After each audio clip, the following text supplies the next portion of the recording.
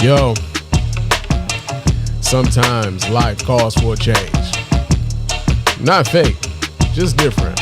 It'll show you a different way. And right now, I'm on to my different way.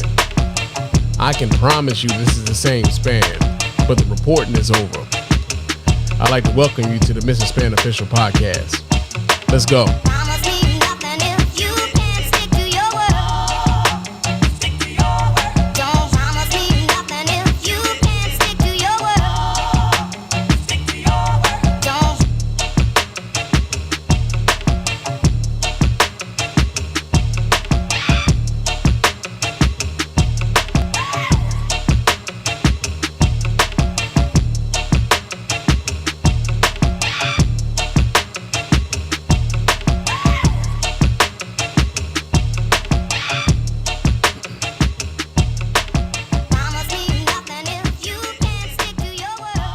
Yo, what's going on, everybody? Welcome to the Mr. Spann Official Podcast. I'm your host, Mr. Spann. This is episode number 28 of the show. And yeah, man, we got a lot of stuff to get into. It's been a week since the last time I talked to you guys, man, and we're going to try to get through quite a bit of this stuff, man, in a reasonable amount of time, man. I think we got about 9 or 10 different topics that we're going to talk about. And yeah, we're going to get through that stuff, right? And I want y'all to know, like, although your man Spann is dealing with something very personal, we're going to try to have fun with tonight's show, man. We really are. We're going to try to have fun with tonight's show. But, of course, before we do that, I got to remind you guys how to get in touch with your man Spann here at the Mr. Spann Official Podcast to let your voice be heard. Go ahead and hit up that hotline at area code 313-288-0485. There's area code 313-288-0485. Leave those voicemail messages. Of course, those messages will get played here live on the show and responded to in kind. And if you're watching us here live on, YouTube, Facebook, Instagram, you can hit up that hotline right now, chop it up with your man Spann, and get your shit off, man. Get your shit off. So hit us up at that area code 313-288-0485. We really appreciate everybody who goes about the business of doing that. Also, follow your man Spann on Threads and Instagram. My name on both of those platforms is Mr._Spann. So go ahead, follow your man Spann there. Chop it up with your man Spann throughout the week. Also, hit us up on YouTube, man. Subscribe to the show on YouTube. We do broadcast this show here live on YouTube. There are comments available for you guys on YouTube. So go ahead and not only subscribe to the Spann Podcast Network channel, but leave some comments there and let us know how you're rocking with us over here at the Mr. Spann Official Podcast and the Spann Podcast Network in its entirety, because all of the live shows that we do show up on the YouTube channel. So we really appreciate everybody who goes over there, subscribe to the show, like the show, comment on the show over there, and it doesn't cost you a dime over there to do that either, right?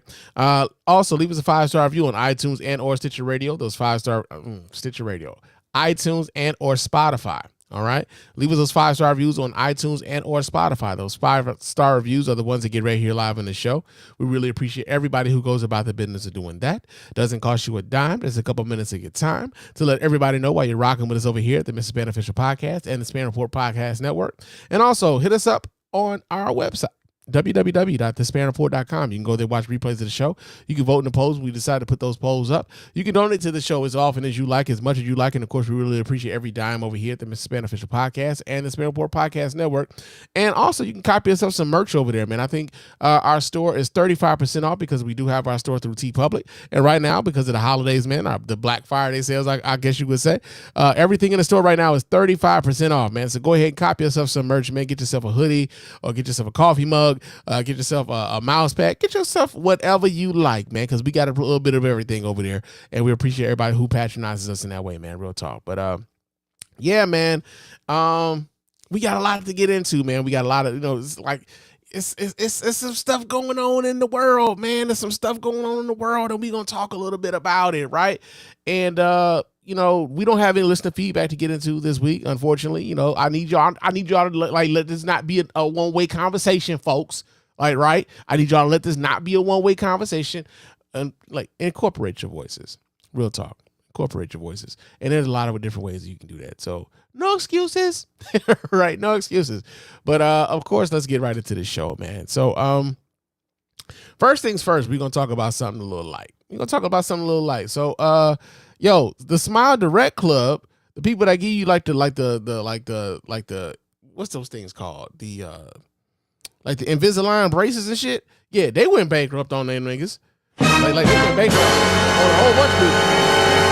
yeah, like on a whole bunch of people, they just like up and like went bankrupt, and it's kind of fucked up the way that they did the shit. But you know, they did that, and so yeah, there's video attached to this. So let me go ahead and see if I can pull this video up and see if yeah, here we go. There we go. That's the one I want y'all to see. All right, so let's see what the hell is going on with the Smile Direct Club and why they are bankrupt and what they're gonna do with the people who are paying these people money. So let's see what's going on with these folks.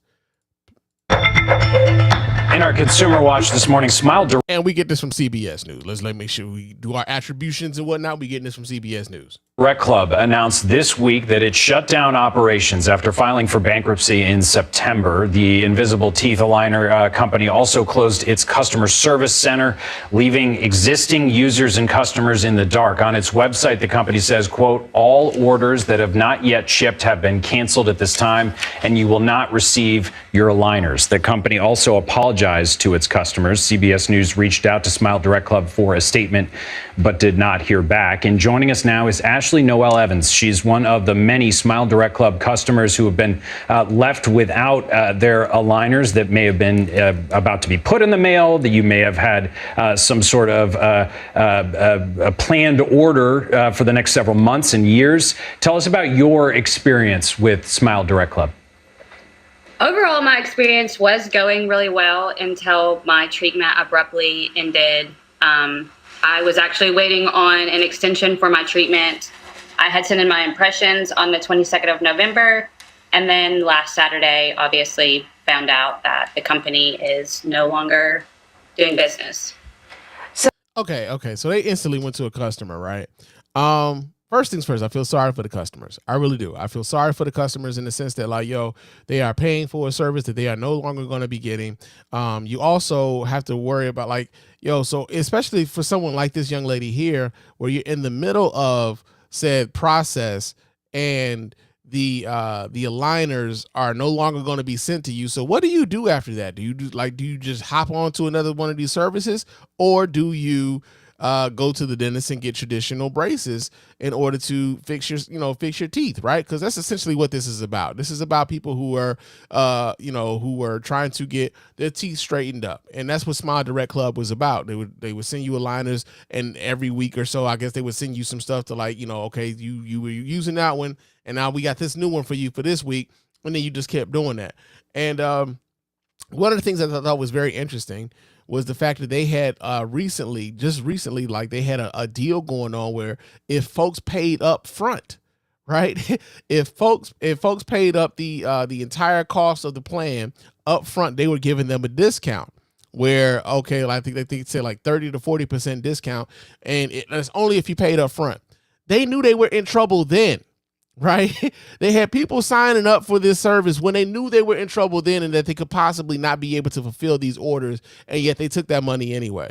And so the question that I would have for a lot of people, if they were dealing with Smile Direct at that particular point, was like, are they going to be able to get their money back, essentially because Smile Direct Club is filing bankruptcy? So essentially they're trying to, like, all of the people that they're on the hook for money, they're trying to basically say, hey, we don't got it. Hey, you just took money from me, bruh. Send me my shit back. Right? If you're not gonna give me my aligners, send me my shit back, okay? But let's see what else this young lady had to say. So, the company said that it still expects people to finish their payment plans. I know how I would feel about that. I'm curious how you feel. Not great. The company has a finance company separate from Smile Direct Club called SmilePay, who does take out a monthly premium each month, and I just don't really feel like it's fair considering I'm not going to be able to finish my treatment. Right. Yeah, don't blame you one bit for that. Have you been able to get word from the company? Have you heard from the company beyond their online statement? Not since last week. I actually sent in my impressions. They received them on the 22nd of November, and I was waiting on a new set of aligners to come in the mail. So I tried to get online when I saw the news, and everything has just disappeared. The app doesn't work anymore. There's no one to talk to. There is no customer service. There's nothing there. So essentially, this young lady is just like, they just asked out. Like, they done took her money. They're asking for more money, despite the fact that they are not going to be providing any services for her. Like, I feel sorry for anybody who's dealing with these folks right now. And I also wonder how hard it's going to be for any of the customers dealing with Smile Direct, how they're going to get their money back, if they're going to get their money back, because Smile Direct is doing the whole bankruptcy thing and everything else. And like I said, just a month ago, they were offering 40% discounts for anybody who was willing to pay up front for the entire package, knowing that they were in trouble, which is like some shady ass shit, right? Now, I'll keep it a buck with y'all. I consider doing the Smile Direct joint, right? I'm sure, like, if you're watching me right now, y'all can tell, your boy Spann's bottom girl, kind of bunched, right? I thought about getting braces. I really did. I thought about getting braces to get these bottom teeth that are a little bunched up in the front. I thought about getting those straightened out, right? And I went to my dentist, and my dentist was like, even after I had got a wisdom tooth removed, because part of the reason why my teeth were bunched up in the front was because there's a wisdom tooth that was like, instead of growing up like this, that motherfucker was doing one of these, and he was pushing the rest of the motherfucking teeth, right? So I had that wisdom tooth removed. And so when the dentist was saying I wasn't a candidate for something like Invisalign or Smile Direct or stuff like that, that's when I, just didn't, bother fucking with it, right? But even when I was talking about getting the braces, my man's was talking about taking another tooth out. And I'm like, all right, cool. I'm thinking he talking about taking another tooth out in the front. I mean, in the back, right? But nah, this motherfucker was like, nah, dog, we gonna take a tooth out in the front. And I was just like, a lot of white folk have demonstrated eloquently that they don't have no sense. He didn't have no sense in this, man. I'm like, bro, why you got to take it out of the front? Why we can't take it out of the back? Why I got to be gap toothed in the front in order for you to straighten the shit out in the front? Come on, man. Make it make sense to me, man. Make it make sense to me. So I didn't want to, I really didn't want to have, the whole like tooth missing and shit. Like, yo, Spann, you too old to be having teeth missing, bruh. You know what I'm saying?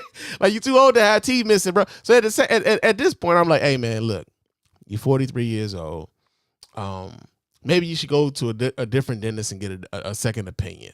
But if I got to have teeth missing in the front in order for me to get braces for this one tooth that's like growing, like a little out of pocket, if I gotta have, like a tooth missing in the front, I don't know if I really want it. I just don't know if I really want it. I've been getting fine. I've been getting by fine with this motherfucker all bunched in the front, right? So I don't know. But real talk.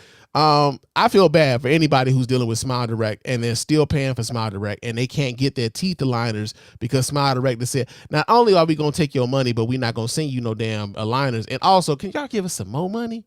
Man, fuck you, bruh. Fuck you. So, yeah, man, we got that going on. Smile Direct. Out here, bankrupt, not fixing the people's teeth. That's some bullshit. But, yeah, we got that going on. Also, man, we got another story here. Kid Rock, man. Kid Rock is in the news. And y'all know we are here at the Mr. Spann Official Podcast and the Spann Podcast Network are not fans of this bitch, right? We have never been fans of the Kid Rock. But he's in the news right now because apparently Kid Rock is giving up his boycott of the Bud Light beer and shit, right? I'll be a monkey's bare-assed uncle. Yeah, man, and we got video of this shit too. So let's see what the hell's going on with Kid Rock, because Kid Rock says he is ending his Bud Light boycott.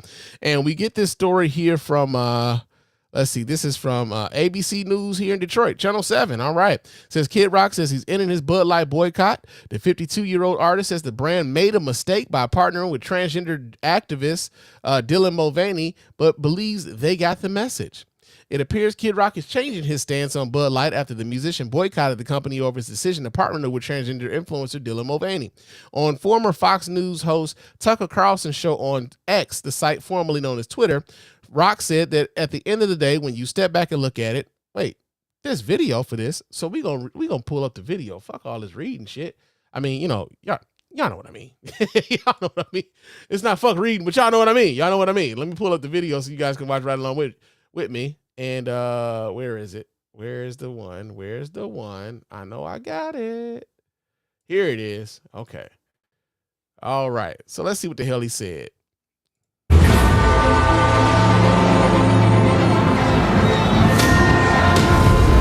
Oh, hell no. This is a whole 25-minute motherfucking clip. I'm not playing 25 minutes of Tucker Carlson. Y'all got me fucked up. Okay, I guess we will be doing some reading, goddammit. I guess we will be doing some reading.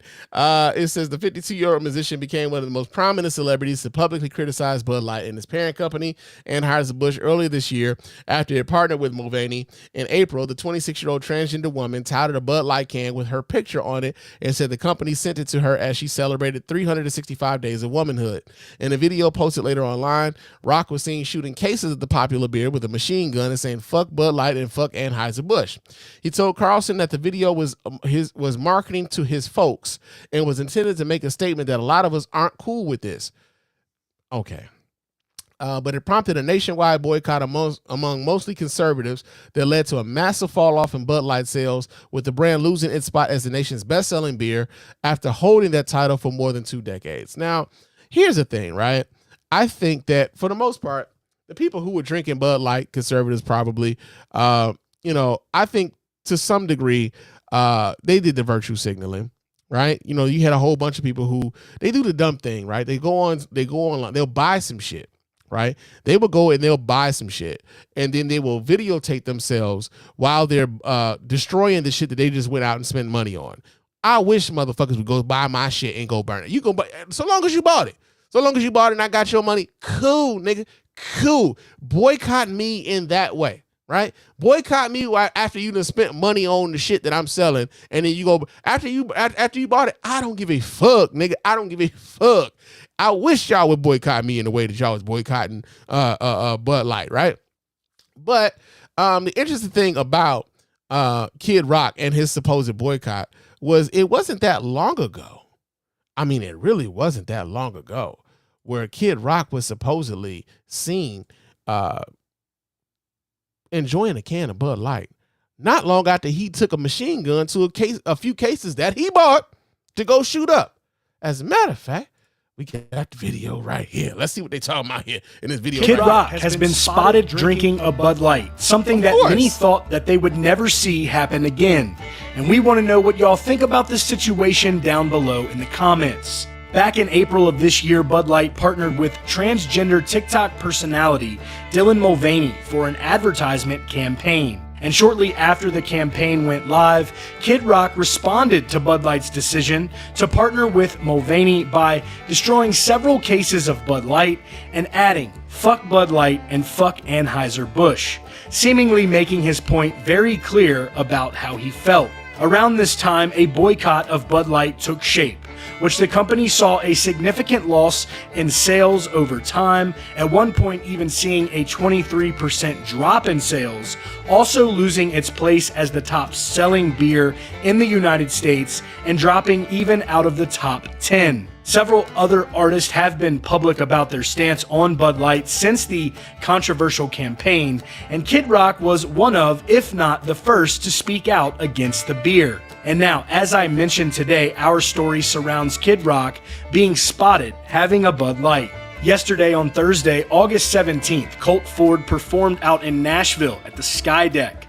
According to TMZ, Kid Rock was in attendance at the show, watching from what appears to look like a Bud Light can in his hand back then, right? Look like a Bud Light can in his hand back then. be the upper deck at the venue while drinking a Bud Light. And as you can see here from the screenshots taken from the shared video by TMZ, Kid Rock is standing with several others as they are all drinking Bud Light as well. Because it was all bullshit, man. It was all bullshit conservative virtue signaling, man. These people don't... Listen.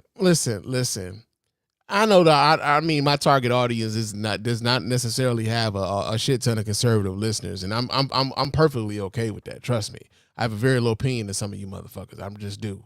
But for those of you who are brave enough to listen to this show and understand that some of y'all sensibilities will get clowned over here, yeah, this was all virtue signaling for you guys. They never really boycotted nothing. It's like it was a faux cot, bro. Like he continued to drink that watered down ass beer. Like he continued to drink it. I stopped drinking Bud Light long ago only because I found out, I found craft beers, and it was like there's so many other different kinds of beers. I'm like, oh shit, this stuff is flavorful. Bud Light is really like drinking water, right? So if you were going to give up the Bud Light, give up the Bud Light because it tastes like water, not because the Bud Light had the unmitigated gall and temerity to embrace a trans activist and give them a commemorative can, right? Like, how does that affect whether or not you enjoy their beer or not? That's stupid. That's just fucking stupid. So, yeah, man, Kid Rock not only was, it was a foci of the Bud Light, but also, he never really gave that shit up. And so he's saying they made a mistake. No, they didn't make a mistake. You made you were never really about the boycott to begin with. You did some virtue signaling ass shit. You've always been drinking the Bud Light from the very motherfucking beginning. And then like you had a whole bunch of people get online with you, to virtue signal. And then boom, there's this boycott of Bud Light. Meanwhile, y'all know y'all like drinking watered down piss beer. But it is what it is. But yeah, Chris Rock gives up the foci. So there's that. Now, another story that we have here, and we're still clowning conservatives to some degree. Donald Trump is selling pieces of the suit that he was wearing while he was getting arrested, and also, he's selling pieces of the suit in the mugshot of this. He was selling pieces of the suit that he was wearing of the mugshot that he took when he got arrested in Georgia. That's what I mean. God damn. Yeah, that's what it is. I finally got it out, man. But yeah, man, we get this story here. This comes out of, let's see, where do we get this story here? This comes out of we get this from Sky News Australia. Okay, we get this from Sky News Australia. So let's see what the hell Sky News Australia is talking about here as he's selling pieces of his suit. So let's see what they got. Are you having a hard time finding a gift for the hard-to-buy-for MAGA voters on your Christmas list? I am not, because I don't have any of those. Have you drawn the Office Trump fan in your Kris Kringle? Absolutely not. Better I don't yet, have those either. The Office Trump-hating progressive. Well, guess what? I've got a gift pick for all of them. 47 all-new stunning cards, and here is the best part.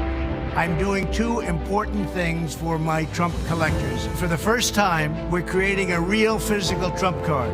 Purchase 47 digital cards, and we'll mail you a beautiful trading card. It is an authentic piece of the suit I wore when I took that now famous mugshot. So, first things first, he wants you to buy 47 digital cards in order for you to get a card with a piece of the suit that he was wearing when he took that damn mugshot. Okay. And it was a great suit, believe me, a really good suit. It's all cut up, and you're going to get a piece of it. I'll be autographing some of them. A true collector's item. This is something to give to your family, to your kids and grandchildren. With the purchase of 47 of the Trump digital. Okay, so this is one of those digital cards, right? I'm assuming this is one of those digital cards. Like, bro. Bro, look, for those of you who are watching, man, look at this dude, man. Look at this digital card. This looks like, first of all, I assume this is what he thinks he looks like, but that's not what you look like. That's not what you look like. It looks as though like it's like they tried to shave some years off. You know what I'm saying? They took some pounds down, to try to make him slim down because he's real conscious about how he looks and he lies about how much he weighs and stuff like that. It's. I'm assuming some of those other digital cards also have the him looking like Arnold Schwarzenegger, all shredded up and shit. You shredded like a julienne salad, man. Got any tips? One of those sort of things, right? But he wants you to buy 47 cards, 47 digital cards, and then you can get an actual physical card with pieces of the suit that he was wearing. Okay, this is trading cards. You will also be invited to join me for a gala dinner at my beautiful Mar-a-Lago, my home in Florida. You've perhaps heard of it. It was a very good suit, a genuine. Okay. So here's the deal, right? Donald Trump is selling pieces of this suit like it's the Shroud of Turin, bruh. Now, for those of you who are not familiar with the Shroud of Turin, the Shroud of Turin was like the shroud that they believe that Jesus Christ was wrapped up in before they put him in the tomb, and he resurrected after 3 days, right? And the Shroud of Turin supposedly has a silhouette of Jesus embedded in the shroud. He's selling this to his cult fucking followers, and so that they could have a piece of the dear leader, right? I mean, let's just keep that a buck. The people who would buy this sort of shit look at Donald Trump as though he's a fucking deity, bruh. Let's just keep this all the way 100. Let's keep it all the way 100. This is like, okay, we got some comments here in the chat room. GS28 says, he says, to maggots, this is the Turin. Exactly. This is the Turin shroud for a lot of them, man. Like they would pay money in order to have this. Every time I see somebody who is a very devout Trump supporter, man, they use it's as if being a Trump supporter is a part of their fucking personality, right? Now here's the deal, right? I am someone who was a very big Barack Obama supporter. Real talk. I have a couple t-shirts in support of Barack Obama. As a matter of fact, one of the t-shirts that I had, I wore this shit to work the day after the election when Donald Trump won. I wore this shit to work, and I wanted motherfuckers to know I didn't approve of the fact that Donald Trump won that goddamn election. And it was a shirt with Barack Obama that said, "You guys gonna miss me." All right? You're gonna miss me. And I have a shirt like that. But you don't see any Obama decals on my car, man. You don't see any Obama flags on my car. You don't see any Obama flags on my home or stickers or posts. None of that shit, right? I'm a supporter of Barack Obama. I'm a supporter of Joe Biden. However, I'm not so much into them like that to where I have to let everybody know at every waking moment that this is who I'm supporting. Trump supporters have this thing where it's like, yo, you see motherfuckers with pickup trucks with Trump flags flying behind them and shit. They got decals on their cars. They got bumper stickers, man. They can't wait to let you know that they are a Trump supporter, bruh. It is a fucking personality trait for a lot of them. And so here's the deal. We know that Donald Trump, the only reason that he's running for president at this particular moment is to keep his ass out of jail, right? That is the only reason this motherfucker is running. He decided to start running 2 years, 2 entire fucking years before the presidential election, right? And the reason why he did that was because he also knew that there were going to be investigations into his ass, that they were going to not you got the one that's going on in Georgia. You got the one that's you got a couple of them in New York. You got the Stormy Daniels, money thing going on. And then you got the thing with his businesses where he was inflating the value of his properties and stuff like that in New York. Then you got the January 6th shit. And then you got the Georgia case. You got all these different cases going on. He's got 91 felony counts. And the reason why he jumped into the presidential race was so that he could say that all of these investigations will be political, right? That's the entire reason why he even jumped into the race as early as he did, so that he could say that all of these things were political persecution because he's a presidential candidate. That's the only reason why he did it. So for this dude now to have these cases right now, and here's the other part about this is very interesting. A lot of the people who were doing things on behalf of Donald Trump, or doing a lot of the crooked shit on behalf of Donald Trump, you see Rudy Giuliani has just been put on the hook for $148 million for what he went around saying about Ruby Freeman and Shay Moss down in Georgia, right? $148 million civil judgment against Rudy Giuliani. He did that shit on behalf of Donald Trump. Now, Rudy Giuliani is about to face fucking financial ruin because he was out here doing shit on behalf of Donald Trump. You know why Donald Trump is able to get away with a lot of this shit? Is because you will have people willing to pay to buy pieces of his fucking suit from him being indicted in Georgia, right? There's a lot of people spending money on behalf of Donald Trump to keep his ass out of jail, right? A lot of the donation money to his campaign goes to his legal defense fund, man. He's not spending all of that money on the presidential campaign. He's paying off his lawyers on that money, right? Now, the other people who were, of course, like I said, who were involved in a lot of the criminality that Donald Trump had going on, a lot of these other people are flipping because, hey, Donald Trump ain't sharing that money with them. He is not sharing that money at all. That'll be a monkey's bare-assed uncle. And then they found out that Donald Trump was not going to share that money. I mean, you know, I don't understand why they didn't know that, because Donald Trump doesn't share anything. And Donald Trump, like, I mean, he's already bankrupt 6 times, bankrupt 6 businesses. Like, come on, what the fuck, right? But they found out later that they were not going to be able to partake in some of this money that Donald Trump is able to generate. And so, yeah, man, he's able to kind of float on the fact that people are willing to send him money, but these other people are not able to do that. And so, yeah, man, this right here is yet another part of the grift where he's going to sell you motherfuckers pieces of the suit that he was wearing when he got rightfully fucking indicted in a case where he told y'all he was being robbed of an election that he knew he lost in the first fucking place. So yeah, man, it is absolutely amazing.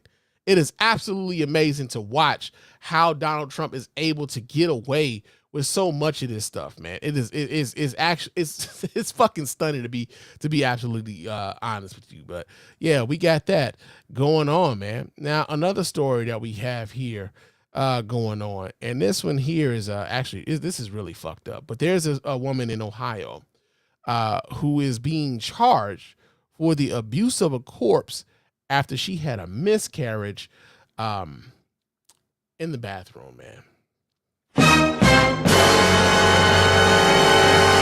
Yeah, man, we get this story here. Let me pull this up. Where did I get this story from? We get this story here from the Associated Press. I believe I have video attached to this story. Let me see if I do. I believe there's video attached to this. Okay, there isn't. So I'm going to read the story here. This comes out of the Associated Press. It says, Ohio was in the throes of a bitter debate over abortion rights this fall when Brittany Watts, 21 weeks and 5 days pregnant, began passing thick blood clots. The 33-year-old Watts, who had not shared news of her pregnancy even with her family, made her first prenatal visit to a doctor's office behind Mercy Health St. Joseph's Hospital in Warren, a working-class city about 60 miles southeast of Cleveland. The doctor said while a fetal heartbeat was still present, Watts' water had broken prematurely and the fetus she was carrying would not survive. He advised heading to the hospital to have her labor induced so that she would have what amounted to an abortion to deliver the non-viable fetus. Otherwise, she would face significant risk of death, according to records of her case. That was a Tuesday in September.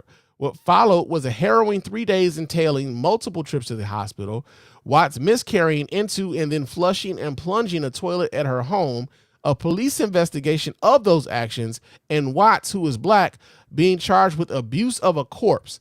That's a 5th-degree felony, punishable by up to a year in prison and a $2,500 fine. A lot of white folk have demonstrated eloquently that they don't have no sense. Her case was sent last month to a grand jury. It has touched off a national firestorm over the treatment of pregnant women and especially black women in the aftermath of the U.S. Supreme Court's Dobbs versus Jackson's Women's Health Organization decision that overturned Roe versus Wade. Civil rights attorney Benjamin Crump elevated Watts' plight in a post on X, formerly Twitter, and supporters have donated more than $100,000 to GoFundMe for her legal defense, medical bills, and trauma counseling. Whether abortion seekers should face criminal charges is a matter of debate within the anti-abortion community, but post-Dobbs, pregnant women like Watts, who was not even trying to get an abortion, have increasingly found themselves charged with crimes against their own pregnancies, said Grace Howard, Assistant Justice Studies Professor at San Jose State University. Roe is a clear legal roadblock to charging felonies for unintentionally harming pregnancies when women were legally allowed to end their pregnancies through abortion, she said. Now that Roe is gone, that roadblock is entirely gone. And so, yeah, man, it's this is some sad shit. Because for one, no woman should have to deal with criminal charges, especially dealing with a miscarriage, right? There was no way that this baby would have been able to live viably outside of the mother. And the fact that she had unfortunately had the miscarriage in the toilet. I mean, I can't speak to how traumatizing that could have been for that mother, but for her to face criminal charges behind that, based upon the actions of Republican legislators, Republican activist legislatures on what it means to have an abortion, whether or not a woman should be able to have an abortion, and them interjecting themselves between a woman and their doctor is fucking asinine as hell. And this is coming from a set of folk who continue to act as though they want us to believe. A lot of Republicans and a lot of Republican and conservative leaning folk would like for us to believe that they want the government out of our lives. I want the government out of the fucking way, man. I want the government to make me, I want to be free, man. I'm proud to be an American, where at least I know I'm free. Like, they say all of this shit. Meanwhile, they interject themselves in the most intimate of ways in a lot of Americans' lives, especially women's lives, right? Now, we know that a lot of these people, a lot of these pro-life, pro-birth, because it's not necessarily pro-life, they're pro-birth. A lot of these pro-birth activists have no fucking plans to do anything for these children when they're here, right? They want you to have the babies, but they don't want to have the support system for these children when they get here. They're cutting back on social safety net programs. They're cutting back on WIC. They're cutting back on SNAP programs. They don't want you to have access to these things, and then they don't want you to have a raise of the minimum wage. Where if a lot of these women who are in desperate need of help, oftentimes they're low income. And they don't have the means and the help to take care of these children. This is why abortion becomes the option that they tend to, they tend to lean toward, because they don't feel they have any other option. And then the ways in which they could take care of these children, you don't even want them to have that access either. So what then are they to do? And then not only that, when there's something that is beyond these women's control, you then go forward and try to criminalize them for something beyond their control. Make that shit make fucking sense, right? And so I would challenge anybody who's listening to the sound of my voice right now, fellas included, man. When these sorts of things happen, when these sorts of laws are being presented, when the women in your life are dealing with possible criminal charges for a medical condition or a medical circumstance that they had no control over, you better make sure you take that with you into the ballot box, right? Make sure you take that with you into the ballot box, because you do have control over who's the governor of your state. A lot of you do have control over who's on the Supreme Court of your state. A lot of you do have control over who's the attorney general in your state. Those are statewide offices that are voted on routinely.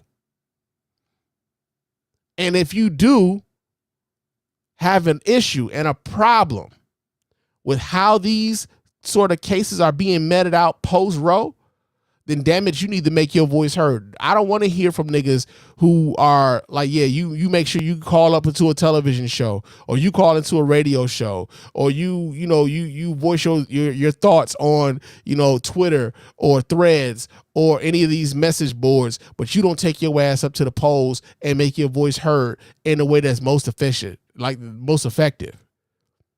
I don't want to hear from you niggas who feel like voting has no place for you, because voting is what got us in this particular instance to begin with, or lack thereof. Because I see a lot of apathy from a lot of people, and we can't afford that apathy right now. We cannot afford that sort of apathy in this particular moment. There's no way in hell that this woman should be facing criminal charges for having a miscarriage. No fucking way. And I mean, I thought about the Michigan and Ohio, throwing jokes that way, but nah, fuck that. This is way too important for that. Real talk. if you're in Ohio and you're listening to the sound of my voice right now, make sure that you vote out the people who would advocate for a woman to get criminal charges placed upon her because she had a miscarriage. Make them pay for this sort of stupid shit. Make them pay, man. Get them the fuck up out of the paint. Get these sort of people up out of positions of power. That's real talk, man. I mean, I can't make it any more plain than that. I can't make it any more plain than that. Please, for the love of everything holy, everything good, get these sort of people the fuck up out the paint, man. Real talk. But, yeah, we got that going on. Another story that we got here going on, which is, you know, some foolishness. And we would hope that this sort of foolishness would kind of go away. But there was a 10-year-old boy who had to go, man. He had to go. I'm sure any young man, any man in America can relate to this. But he had to go, and he went in public, man. But unfortunately for this young man, this young boy, because he's not a young man yet, he's 10 years old. They not only arrested this kid, but they gave him probation, and he got to write a 2-page book report on Kobe Bryant, man. Just a lot of white folk have demonstrated eloquently that they don't have no sense. Yeah, man. So let me pull this story up because this happened in Mississippi, and I want to pull the video up so you guys can watch right along with me here. Let me do this, and let's get this cracking. But hold on. Let's see. The story started on its own. I'm gonna need y'all to not do that. Story. Okay. Yeah. Let me share this here with you guys so you guys can watch right along with me here, and let's see what they're talking about. A 10-year-old boy has been sentenced. I'll say that again. A 10-year-old boy has been sentenced for urinating in public. We first brought you this story in August. It led to the police officer who hauled the little boy off to jail to lose his job. We were surprised today to find out the boy was ordered. Good on them for firing that bitch, right? You took a 10-year-old boy to jail for pissing. And I am sure the motherfucker who locked that little boy up has also at some point in time in his life went behind a tree, went behind a building, and relieved himself because he had to fucking go, right? But you took a 10-year-old boy to jail because he had to go. To appear in court at all. And we were even more surprised to find out how a judge decided to punish the child. Fox 13's Walter Murphy joins us live tonight in Tate County, Mississippi. Walter, you talked to the boy's attorney, but also some people who live in that area about what happened. What was their reaction? Yeah, guys, well, you weren't the only ones that were surprised today when that judge gave the little boy 3 months of probation and also ordered the little 10-year-old boy to write a 2-page report about a basketball star before he'll let him be in the clear. And it's all over that incident that happened back in August when the little boy used the bathroom behind a car. I think it's crazy. I think it's ridiculous. I just think we should be focused on other things that are more important. Senatobians were stunned to find out 10-year-old Quintavious Jones was still in hot water with the law over the bathroom break he took in August outside of his mom's car while she ran errands. Now that bathroom break led to the young boy getting arrested and a police officer losing his job for taking the child to jail. On Tuesday, a judge sentenced Jones. See, here's the other part that doesn't make sense to me, right? That little boy was arrested by a police officer. The arresting officer was fucking fired behind this shit. But for whatever reason, the judge decided to still continue on with the bullshit. Like an officer lost their fucking job behind this. And yet you is with the bullshit. Now, again, these are elected officials. I'm sure this judge is an elected official. So for those of you in Mississippi who have a vote on this, keep this shit in mind the next time this bitch is up for re-election. Please keep this in mind. To 3 months of probation and a 2-page report on Kobe Bryant. I think it's absurd. It really doesn't make any sense to me. Initially, the judge suggested that Jones write a 3-page paper on public decency, something this mom of 3 boys called hogwash. Do your boys ever urinate? Yeah, that's how they learned how to use the bathroom. That's how I potty trained them. He did not publicly expose himself. He did it discreetly by the car like any other boy or man would do in America. The boy's attorney, Carlos Moore, says this is overreach by police, and the people we talked with here in Senatobia agree. It's more bigger issues to be concerned about, especially not concerned about a 10-year-old, urinating in public. And it's unclear whether or not that 2-page paper is going to be double-spaced or single-spaced, but what is clear is that there will be a civil case coming. Carlos Moore says he'll give us that information at a later date. Hey, somebody write that 10-page, that little 2-page paper for that little boy and let him get the fuck out of this bullshit, man. Real talk. I'll write the motherfucking paper for him. Cause fuck this. This is. Hey, man. They fucking with us on the daily, bruh. If you want to be upset about some shit, like I've seen niggas be upset about some stupid shit, like whether Malika Andrews decides to bring up an uncomfortable situation with an NBA basketball player, and they all up in arms about it, right? This is the sort of shit I would hope you niggas would give that sort of energy to. Real talk. This is the sort of shit that I would hope you niggas would give that sort of energy to, because this young boy doesn't deserve that. He really doesn't. And for him to have to deal with the law in this way at such an early age is some bullshit. And I fault us as, the generation that has the ability to exert our fucking influence, man. We really do. Oftentimes we choose not to. And that's the frustrating thing, is that oftentimes we aren't protecting our youngins in the ways in which we should, because we've allowed apathy to allow for these sorts of things to happen to the kids. And yeah, man, but like this sort of shit here really, really pisses me off, man, because I hate for anybody to like mistreating the elderly and mistreating children is the quickest way to get me on your ass. Like, real talk. Don't mistreat the elderly, man, because they don't deserve that. And don't mistreat the kids because they don't deserve it either. It's on us to make sure that the system is not taking advantage of and mistreating those who have the least amount of means to defend themselves. It's on us, man. It's on us. So, yeah, man, we got that going on.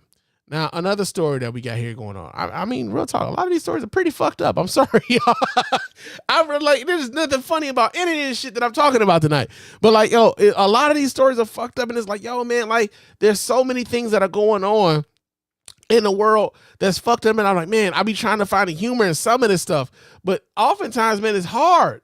It's hard to find the humor in some of this shit, man, because it's like, even the gallows humor is hard, bruh.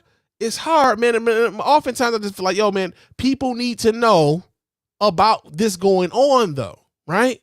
People need to know about some of this shit that's going on, because I find myself like this. I find myself in a situation, and I find myself in an existence where oftentimes there are things going on in the world where I'm aware of these things, and the people around me aren't aware of these things. And so when I'm talking about these things, they looking at me like, damn, man, what the fuck you talking about? So if you're listening to my voice right now, it's like, hey, this is why I'm thinking about these things in this way. I want you to know about these things too, so that we can do things about this shit, so that we can get on our shit, and so that we can collectively do something about this, right? That's where I'm at. That's where I'm at. But like, here's another story, man. It's kind of fucked up. We get this story here. This comes out of Florida, because the Florida high school has decided that they are going to fine a Florida high school was fined because they allowed a trans athlete to compete with the girls team.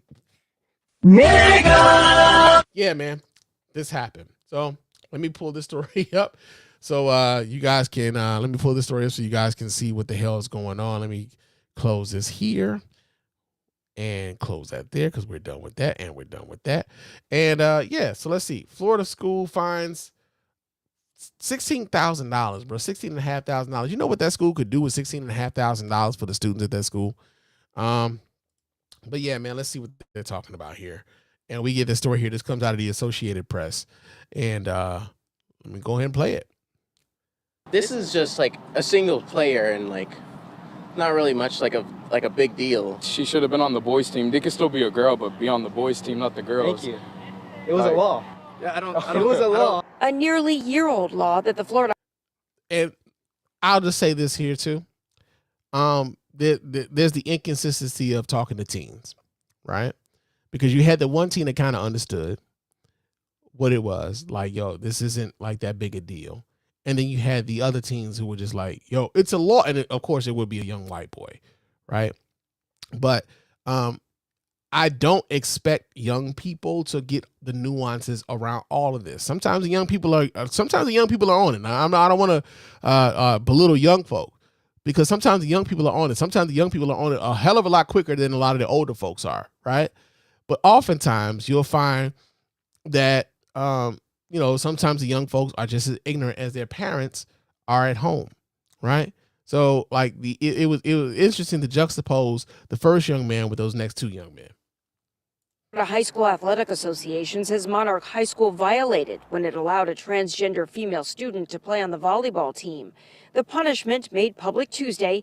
The school is formally reprimanded. The school's athletic programs under administrative probation for a year.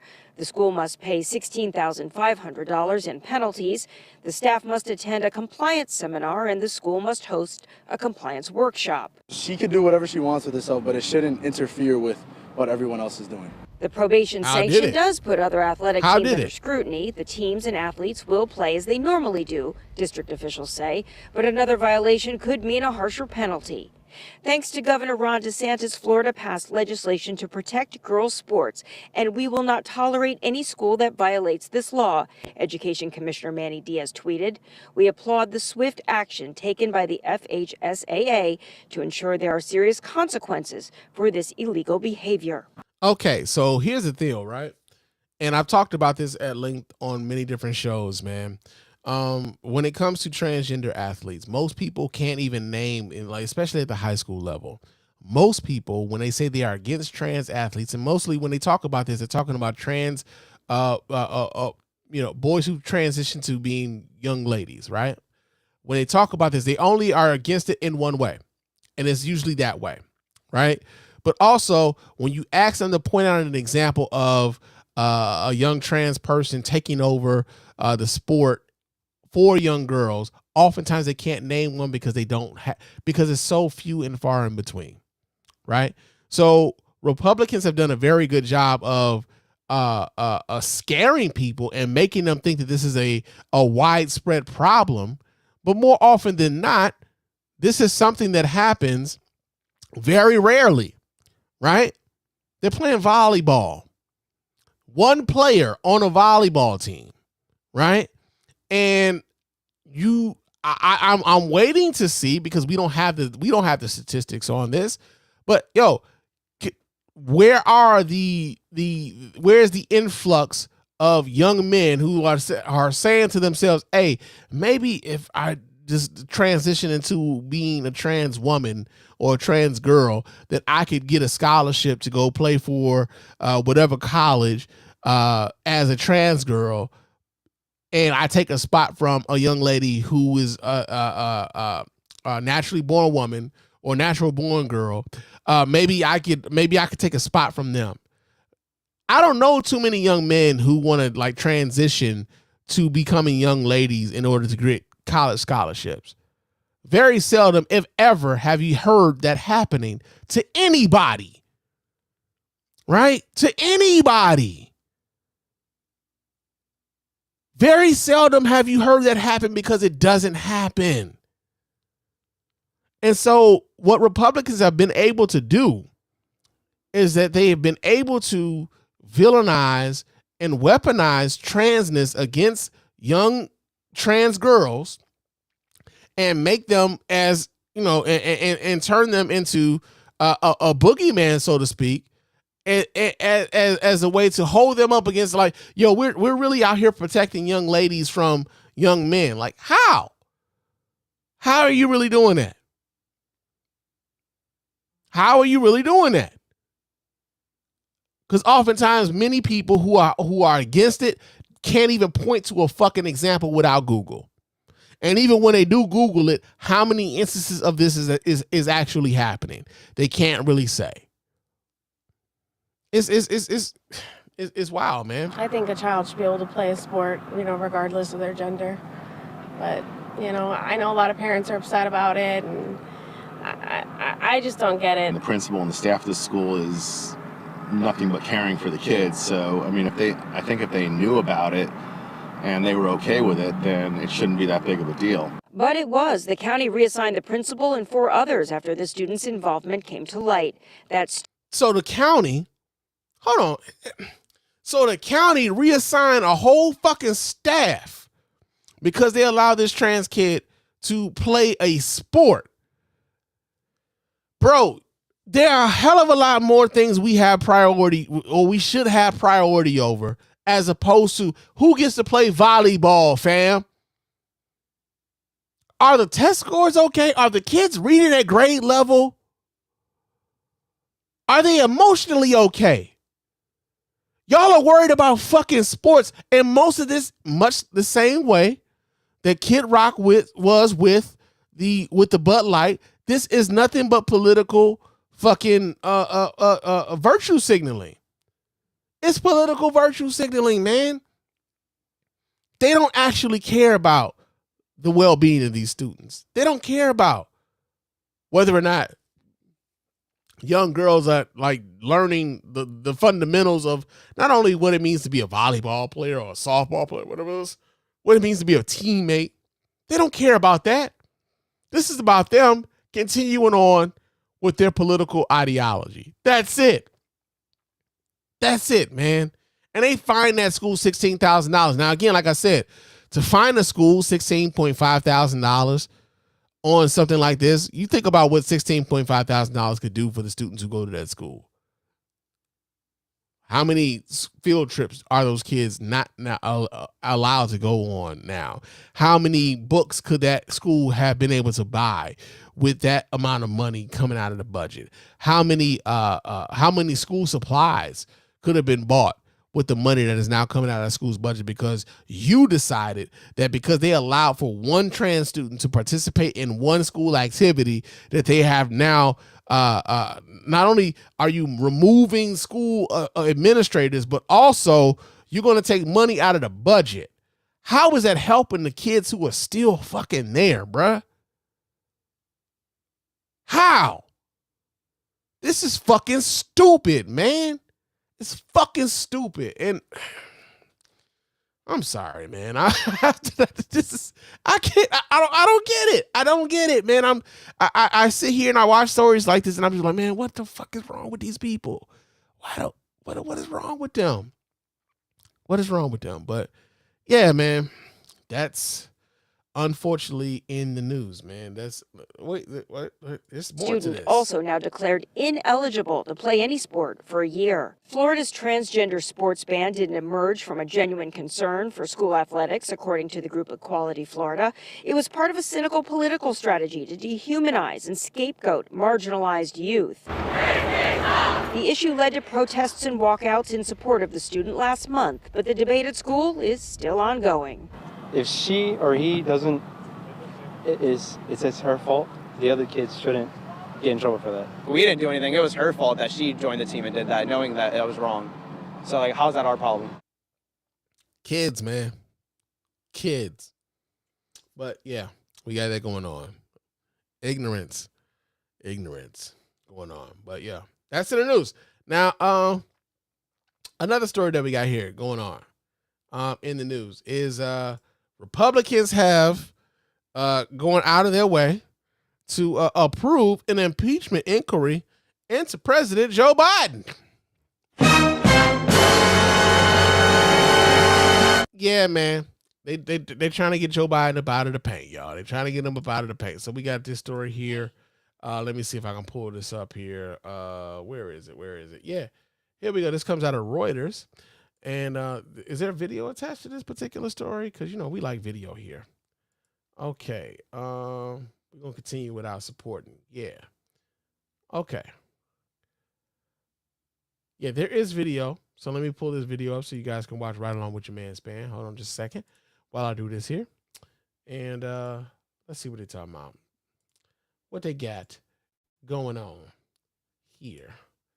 All right. Here we go. Let's see what they're talking about. 1 and the nays are 212. The resolution is adopted. The Republican-controlled House of Representatives voted Wednesday to authorize an impeachment inquiry into Democratic President Joe Biden after months of investigation that has so far failed to uncover evidence of wrongdoing by the president. Republicans have said without proof that Biden improperly traded access while he served as vice president in President Barack Obama's administration. The White House says they have no basis for an impeachment inquiry. Among the accusations from Republicans is that the president profited from his son Hunter Biden's business dealings while serving as vice president. Reuters correspondent Andy Sullivan is covering the story. The Republicans have dug up some evidence that Hunter did trade on this perception that he could provide a pipeline to his powerful father. But they have not provided any evidence so far that Biden himself profited. They've hinted that they think he might have profited from his son's business dealings, but they haven't turned up any evidence. So essentially, what we're dealing with here is there's an impeachment inquiry happening into Joe Biden, where it's an impeachment inquiry in search of a crime, right? It's an impeachment inquiry in search of a crime. They don't actually have a crime. They're looking for one, right? Now, here's the deal. The only reason why, and for anybody who's paying attention, any real attention to this, the only reason why Republicans are trying to find a reason to impeach Joe Biden is because they know, for one, it looks as though there's going to be a repeat of the 2020 election between Joe Biden and Donald Trump. And Republicans know that like an impeachment is a very big deal. But what they want to do is that they want to cheapen what it means to have been impeached. So if they can cheapen what it means to have been impeached, if they can say, hey, well, y'all are pointing to the fact that Donald Trump has been impeached. Well, look, Joe Biden has been impeached as well. They've both been impeached. So it's a wash, right? They're really trying to make it a wash whether or not Joe Biden and Donald Trump have both been impeached. At least when Donald Trump had been impeached, the two times that he had been impeached, there was a crime that could be litigated, right? We know why Donald Trump got impeached the first time.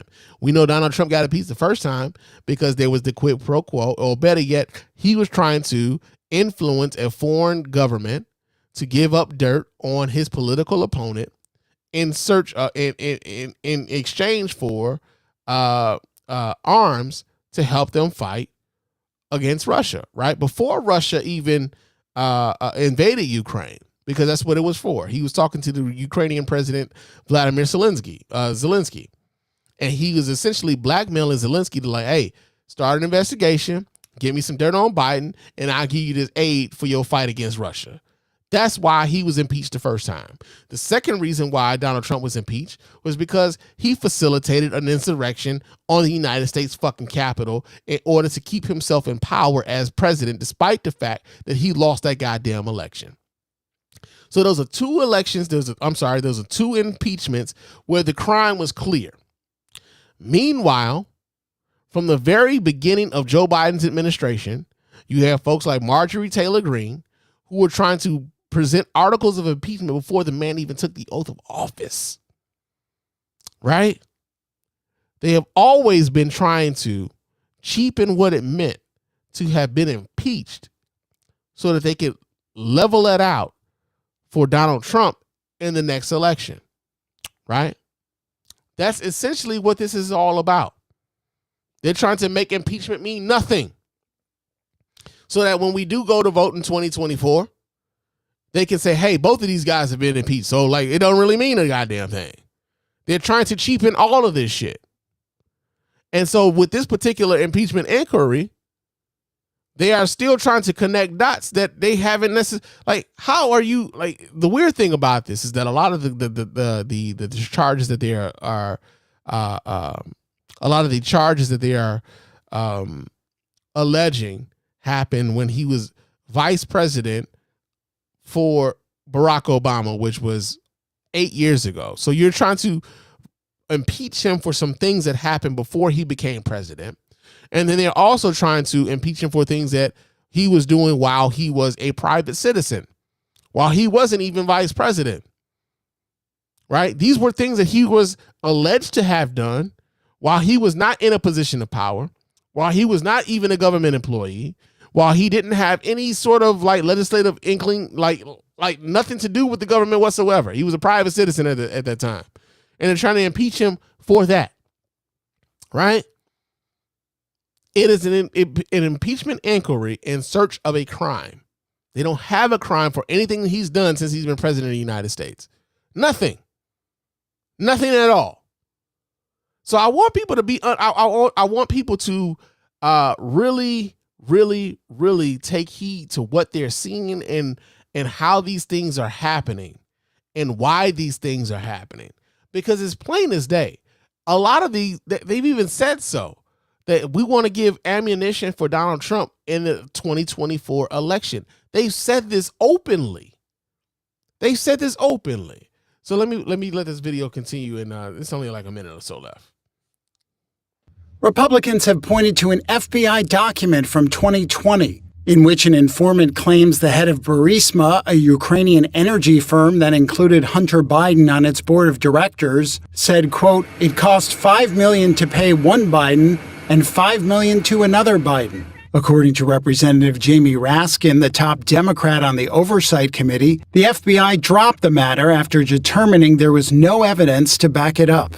Burisma is at the center of another allegation from Republicans who have said Biden pressured Ukraine to remove its top prosecutor to protect Burisma and Hunter Biden from a possible corruption investigation. The defense is that Biden was calling for this guy's removal as the official policy of the United States government. He was acting on behalf of the Obama administration. The Obama administration had determined this guy's bad news. We want him out of there.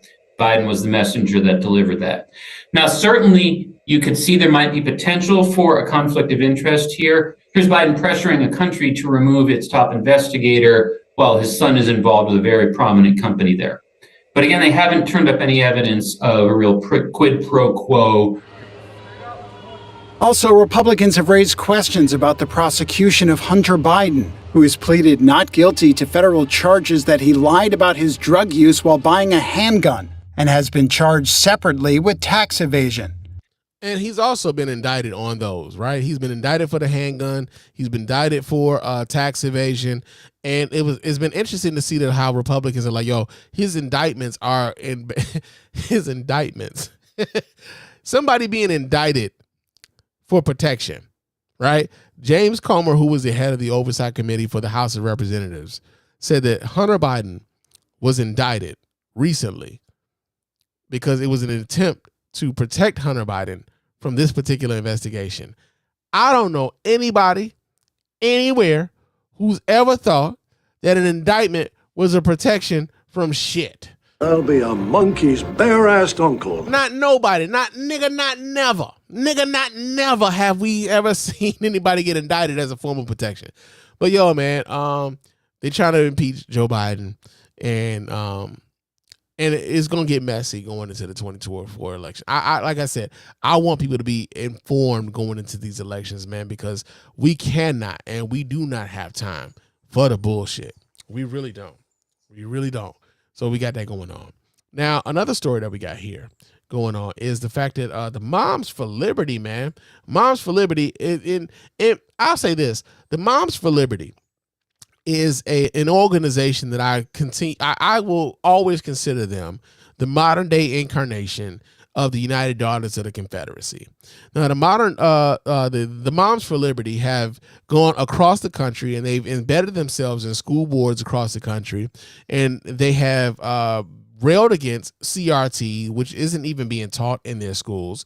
They've railed against DEI, which is diversity, equity, inclusion, and they've railed against there being any sort of acknowledgement that there has been systemic racism that has happened in this country, or whether or not the kids have access to books that will even acknowledge the fact of like the actual history of this country. So like if you're looking for a book about the autobiography of Malcolm X, chances are the Daughters of the Confederacy, Moms for Liberty, will be against that. If you're looking for a book like The Color Purple for, children in middle school age, those books might not necessarily be available in the school library because the Moms for Liberty are against those sorts of books.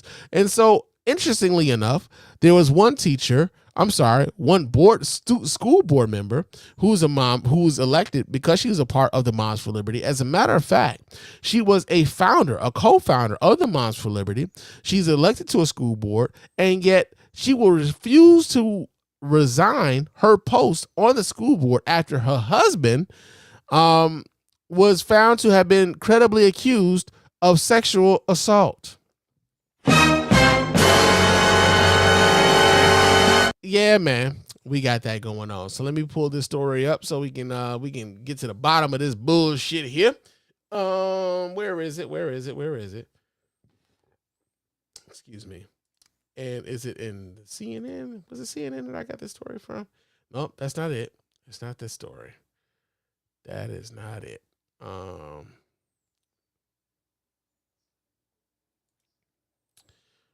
got a bunch of stories here. I didn't even get to that one yet. Ooh, I got a lot of shit going on. Let's see. It's not that one. Oh, here we go. We get this out of Axios. All right, Axios. And so we get the story out of Axios.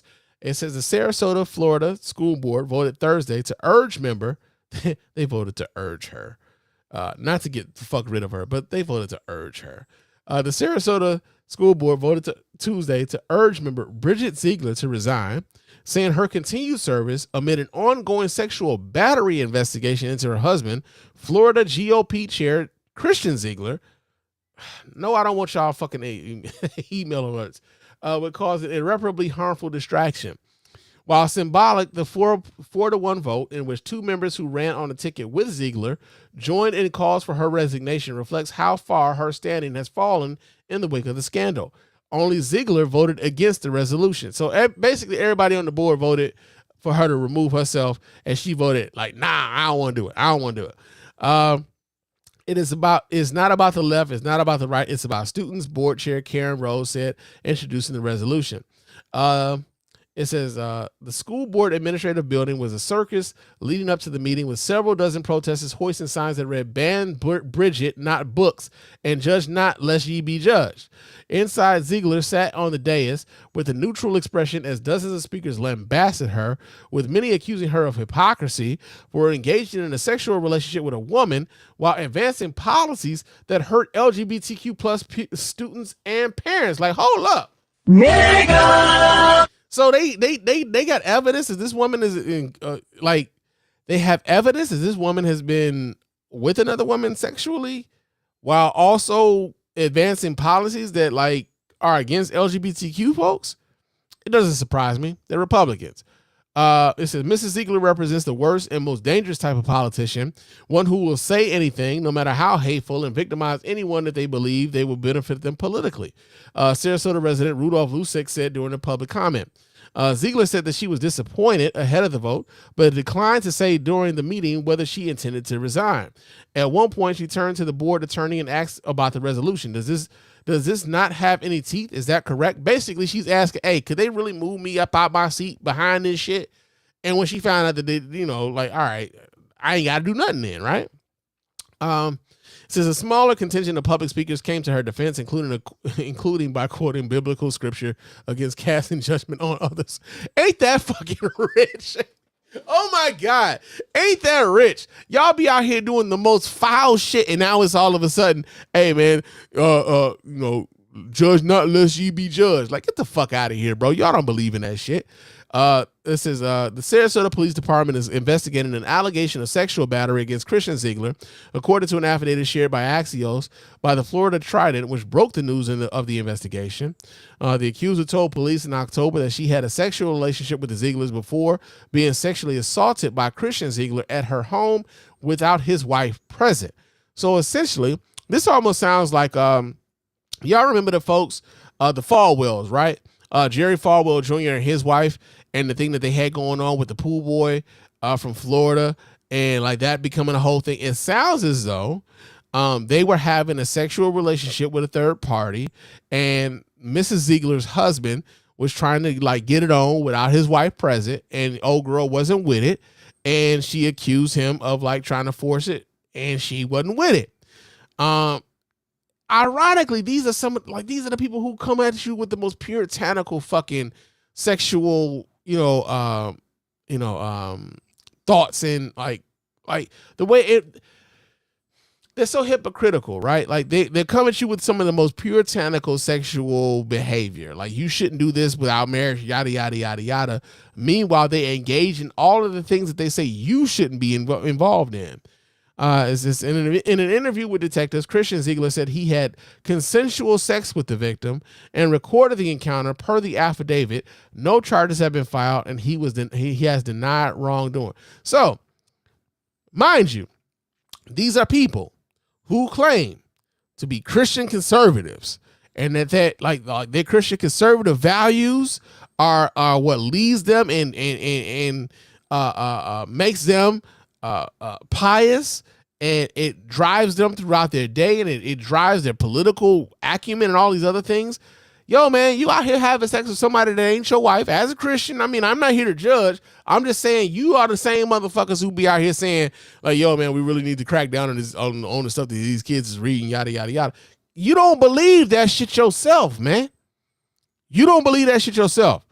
It says Bridget Ziegler was reelected last August to the school board with support from Governor Ron DeSantis and a conservative parent group, Moms for Liberty, for which she is a co-founder.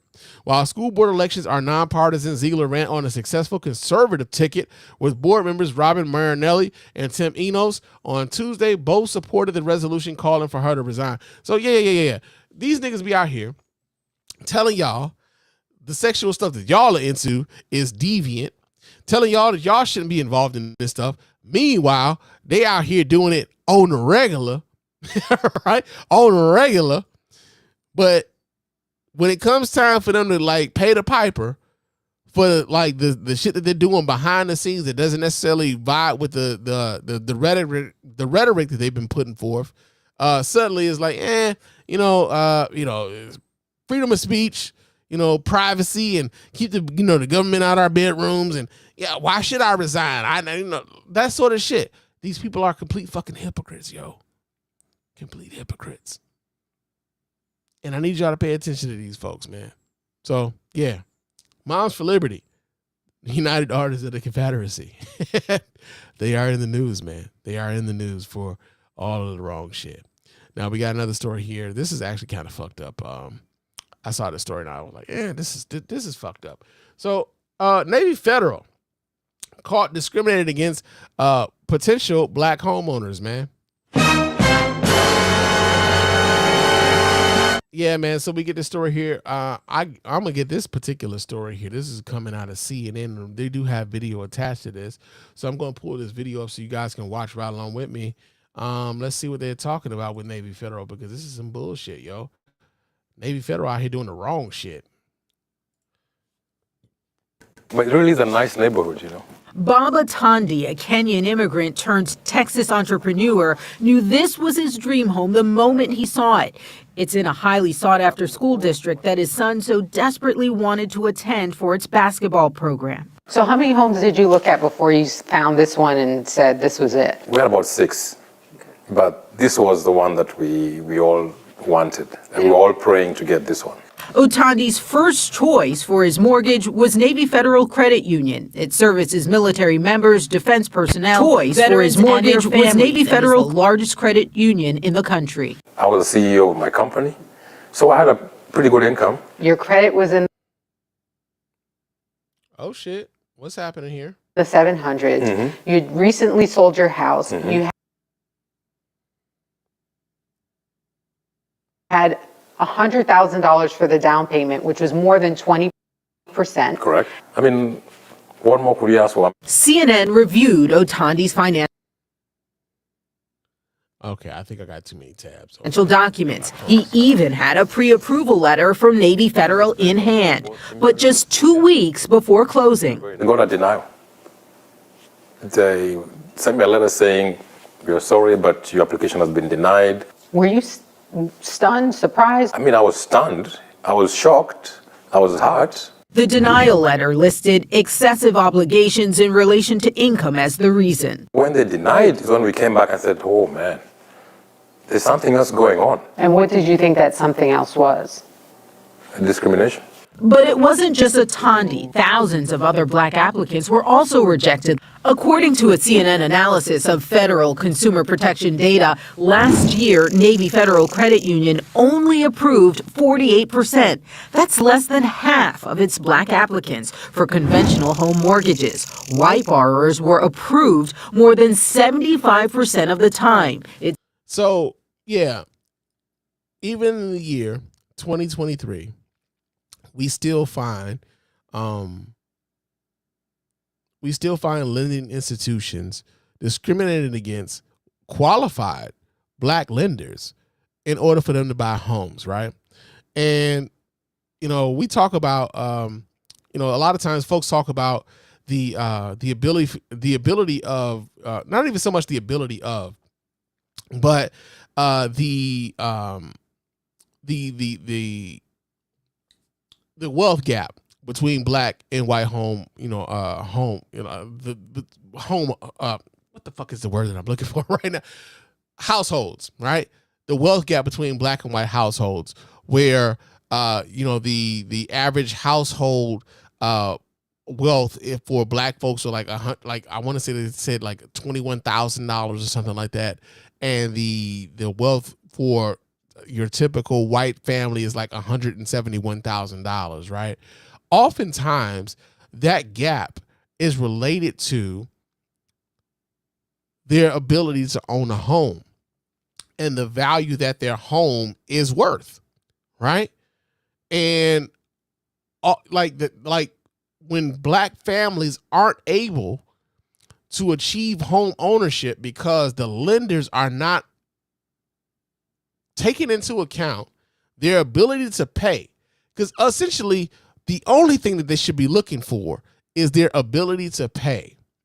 And I'm kind of like, it's kind of like a double-edged sword when it comes to whether or not black people, whether or not we should even have, when we're filling out these loan applications for home, for mortgages, whether or not we should be telling these folks, you're black or white or Hispanic or Asian or whatever, whether or not we should be telling them these things, because it's like, yo, if I tell you this, you're just going to give me a demerit because I told you that I was black, despite the fact that I have the ample ability to pay for said home, right? It's being held against me simply because I'm black. And like, this goes back into, like, I remember I read this book, The Color of Law, and it goes into the history of like some of the racial covenants that a lot of these, like not only just Chicago, but Detroit and in other areas, man, where they were keeping black people from owning homes. But even if you did have the ability to buy a home, where you were paying more for the home than the home was worth, where if you missed one mortgage payment, that they can like take the home away from you, where like they were keeping you in certain neighborhoods and you couldn't buy homes in other neighborhoods, despite the fact that you qualified for the homes in those neighborhoods if you had not been black, right? And so, like, the fact that this shit is still happening in 2023 is disheartening for a lot of folks, but it's also like, man, what the fuck, right? Because this contributes to the lack of black wealth, right? A lot of the wealth that you see, anybody in America really, like, a lot of it starts with their ability to buy a home and take the equity from that home and place that in other places. Like sometimes folks take a home equity loan and they can put their kids through school. Sometimes they take a home equity loan and they put it right back into the house. They make improvements to the house, and now the house is worth more than it was when they bought the damn thing, right? But if you can't get your foot in the door to begin with,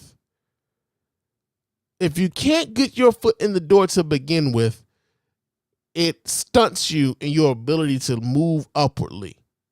And you're stuck in a position where you're paying rent in a place where, you can, you're paying rent, and essentially you're paying double what the place is actually worth, because not only are you paying rent, but the person who owns that place is taking your money and they're paying a mortgage, but then they're also taking extra off of you for profit, right?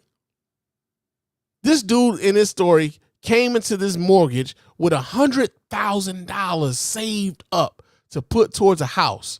And Navy Federal told him he was a risk, that he had too many financial obligations, therefore they couldn't give him a mortgage. Are you out of your are you serious, bro? Full transparency.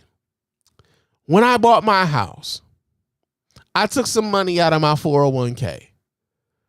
I took $15,000 out of my 401k. $15,000 to buy my home. This man had $100,000. $100,000. And he couldn't get a loan from Navy Federal. And here's the other part that I think is interesting. I remember when I was going through the process of like trying to like really, like I really buckled down and like tried to improve my credit and stuff. And I was really educating myself on what it meant to have, what it meant not only to have good credit, but how to build good credit and everything else. And the tools in which, I needed to have, not only to like build it, but to maintain it. And as I was going through like learning what that was, I was trying to figure out the most efficient way to make sure, I was trying to go through the most efficient way to make sure that I was not putting myself in a pickle, right? Putting myself in a pickle. And so like the fact that this dude had $100,000 saved up and went through the whole, like, they put you through a bunch of shit, man. I had to send these people, check stubs repeatedly. I had to send them, I'm getting all sorts of fucking notifications right now. God damn. But, I had to send them like all sorts of like check stubs and bank statements and all, like I had to like back up all of my shit, all the paperwork. And for them, like, I'm sure that this brother, who was the CEO of a company, who had $100,000 saved up, had the ability to like provide all this information and for them to still be like, yeah, you ain't got enough. That's crazy. But the other part about it is, while I was going through my credit journey, I had a whole bunch of people telling me, man, you really need to get with Navy Federal. If you got any sort of veterans in your family, you know what I'm saying? Like if your grandfather was served or your uncle served, if your brother served, like you should probably get with them, man, because they got some of the best rates, man. They give you some of the highest limit credit cards and all this other stuff, right? People were telling me I should get with Navy Federal. Well, like now I'm like, yo, Navy Federal really didn't fuck with y'all like that. Like they might have gave you a high limit credit card, but like, I mean, I was able to get high limit credit cards outside of Navy Federal. They didn't fuck with us like that, apparently. Despite the fact that a lot of us might have qualified for some shit, they didn't really fuck with us. And that's the thing that I think really smacks people in the face, is that despite the fact that you may have qualified for everything the Navy Federal has for you, and yet and still you go to ask for financing to buy a home, and if you are black, chances are over 51% of the time, they were going to tell you no. They were going to tell you no. That's crazy. In 2023, that's fucking crazy. It's the biggest gap among the top 50 lenders. The data also shows Navy Federal was more than twice as likely to deny black mortgage applicants than white ones, even when different variables, including income, debt, property value, and down payment percentage, were the same. I feel validated at one point, but also I feel a bit of anger because it shouldn't be happening. 2 weeks after Navy Federal rejected him, another bank approved Atandi for a mortgage. Navy Federal Credit Union denied CNN's request for an on-camera interview. In a statement, it said it is committed to equal and equitable lending practices, and that CNN's recent analysis does not account for major criteria required by any financial institution to approve a mortgage loan. That includes credit scores, which are not public. Navy Federal declined to provide additional data. We asked Navy Federal why Bob Otandi's loan was denied, but they declined to comment, citing member privacy. CNN's analysis does not prove discrimination, but it does show dramatic racial disparities in who Navy Federal rejects and approves for conventional mortgage loans. Yeah, that sounds like a bunch of bullshit, man. Like, I'm sure at a certain point, like the type of people who are trying to go and buy a home are doing the due diligence of like, hey, I need to have X amount of credit score. I need to have X amount of money saved. I need, especially if they're going for the financing. For Navy Federal to have a disparity that wide and to say like, yo, we're not going to say anything, but we, you know, their criteria that has to be met, yada, yada, yada. Are you saying that like black people who are applying for these mortgages are 2 times less likely to have to meet the criteria that are needed for them to buy a home? And also, well, you got a situation like this dude here who's got $100,000 already. Like, hey, I got $100,000 already. I just need y'all to like kind of help a nigga out. Come on, man. So like, yeah, The Color of Law. I need you guys to read that book. If you're interested in buying a home right now, I need y'all to read that book because it will educate you on some of the historical aspects of how black people have been denied the access to buying homes in America, man. But yo, man, that shit is still happening, bro. Shit is still happening. And so, yeah, man, we got that going on. That's happening in 2023 going into 2024, man. America is like really fucking with us. We got a comment here in the chat. GS28 says, tell my man welcome to America. They essentially told dude that his debt to income ratio was too risky despite having $100,000. Hey, I would have like, that's the crazy part. I really want to know. I know it's none of my business, but I kind of really want to know how much the house was. But then to be like, yo, this is too much of a risk for us. But also, he found somebody who was willing to give him the mortgage for the exact same house. You know what I'm saying? And so it reeks, man. It reeks of fucking discrimination. It reeks of discrimination. He said, I love being a veteran. So are you a member of Navy Federal though? Right? Because I'm not a veteran. I know both of my grandfathers were veterans. I thought about joining Navy Federal because of that, and people kept telling me that. But is it as great as people pretend it to be? Let me know that, man. Let me know that. And also, we got another one. Games and Drink says, that's crazy. Bro had $100,000. I wish I came with nigga. What? Nigga, what? I was like, hey.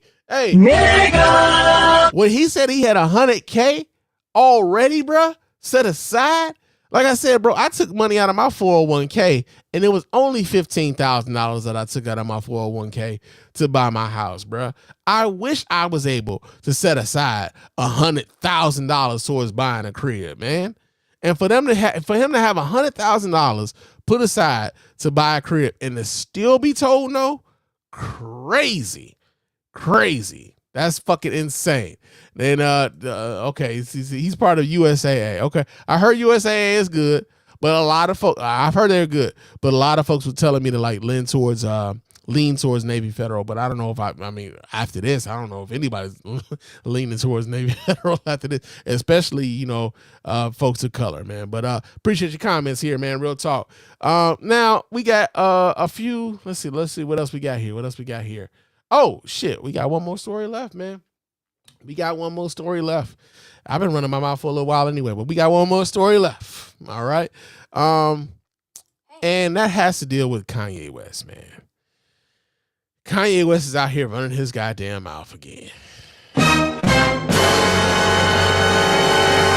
Yeah, man. Kanye is surfaced again.